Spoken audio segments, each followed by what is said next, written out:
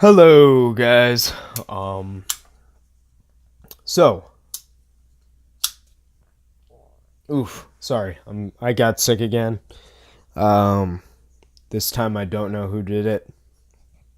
I don't know if you guys saw, but in my titanium military video, when I first got it, I was sick, and I knew exactly who got me sick. I mean, I was pissed. I was so fucking mad. My voice is gonna be pretty, you know, whatever. In this video, I just wanted to make an update video. This knife is broken in beautifully. Um, I still don't love it. I definitely like it a lot, but let's see what I got in my pocket today. I just got this guy used from somebody on Instagram. I haven't sharpened it yet. It does have some edge damage, which I don't know if you guys can see. It's kind of by the base of the edge. I think basically right in this kind of area. But anyway, that's not what this is about. Para 3, definitely a very refined knife. Let me get my water out of the way. Sorry about that. Okay. At first, I'm assuming most of you guys saw my unboxing. I mean, it's gotten more views than most of my videos do, and it's been up the shortest amount of time. So I'm assuming if you're watching this, you've already seen my unboxing. I opened up the box and I was kind of let down. I want to say, first and foremost, that feeling is no longer a valid representation of how I feel about this knife. I definitely see the attraction for it, and I don't want what I'm about to say to take anything away from it. I like a bigger knife, and this is it's a little big knife. It feels very filling in the hand, and that has a lot. I mean, there's a lot of things that go into that. One of which I think is thickness. These are the same thickness. Sorry if I'm out of breath. I can't breathe through my nose. So, yeah. So a lot of similarities and differences between these two knives. This, of course, is probably one of my favorite knives ever. Not this one specifically. I have a carbon fiber titanium S90V1 that's in my pocket. No joke. Every day it is in my back pocket. This one's a little bit different of a deal. I didn't notice this, but I wonder if all the Para 3s come tip up from the box, because Para 2s always come tip down. I didn't notice that. Yeah, this one I'm keeping new in box for now. Steve from Super Steel Steve, if you're watching this video and you're not subscribed to him, you can pause this and go take care of what needs to be taken care of. Probably half of my subscribers are from Steve. He's a really great guy. He's got a couple Para 3s, and he was actually, I mean, he didn't talk me into getting the knife, but he was like, I mean, give it a shot, you know? What's the worst that's going to happen? And I say that in a lot of my videos. I mean, if you are thinking about a knife and you can afford it, you're not, you know, in a financial hardship, you know, give it a try, you know? It's really, I bought a zero tolerance 0300, and I am blown away by how great that knife is. And it's one of those knives that if I wasn't offered that for such a steal, I would have never fucking bought it. Like, never in my right mind was I going to buy a tank of a knife. I just don't need it. But, I mean, we're buying $200, $120 knives. We don't need any of it, quite honestly. Yeah. So, what do I like about this? I like its very minimalistic design. Not in terms of its build, but it's just, really, you don't need much more than this. I would, if I didn't have the laws and whatnot I do in my state, and I couldn't carry a knife like this, I would probably not be too upset with having a pair of 3. Great knife to play with, by the way. I'm sure you can tell because I haven't stopped playing with it since the video started. I'm just going to set it there and not fucking play with it. Sorry, guys. Starting to lose my voice again. I tried to make this video before. Couldn't do it. Alright, so, XHP. What do we know about XHP? Well, that's right, I'm not fucking playing with this. From what the pamphlet told us, it's like a hard 440C, or, what did they say, corrosion resistant D2. I don't really think either of those are very accurate. I mean, XHP is unlike many steels. It's oftentimes categorized with S30V, but it's very different in composition. It doesn't have much vanadium. And I mean, vanadium kind of gives S30V that sticky, toothy feel. I call it toothy. A lot of you guys call it sticky. Whatever. But even at a very high polish, stuff like S90V, 40CP, 204P, M390, I mean, those are all relatively the same. I basically just listed 2 steels, one from Carpenter, one from, well, I guess not CPM, because Bowler makes M390, but S90V and 20CV are, I mean, S90V has a substantial jump in vanadium carbide, but this is a relatively low vanadium carbide steel, at least for being a powder steel. I mean, this is CTS-204P, pretty similar to M390 and 20CV.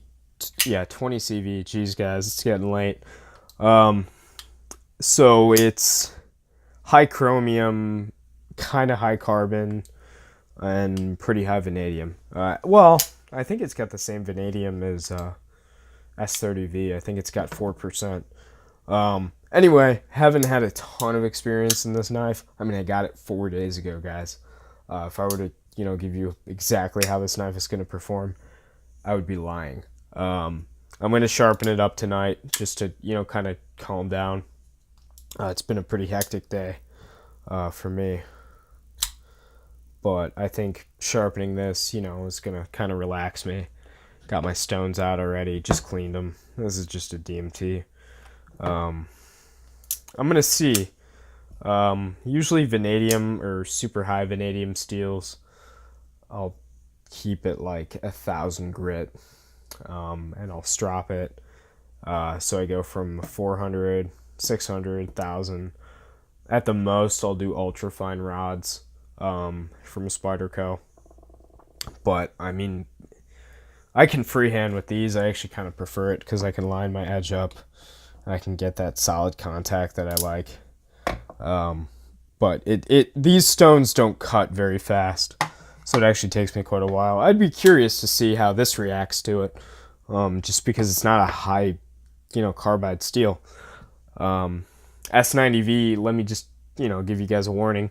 Probably don't want to be using ceramic, or at least a sharp maker to reprofile an S90V knife. All in all, some other things that, well, I'm not going to say all in all. That sounds like a conclusion right there. I like the orange. I always like an orange handle.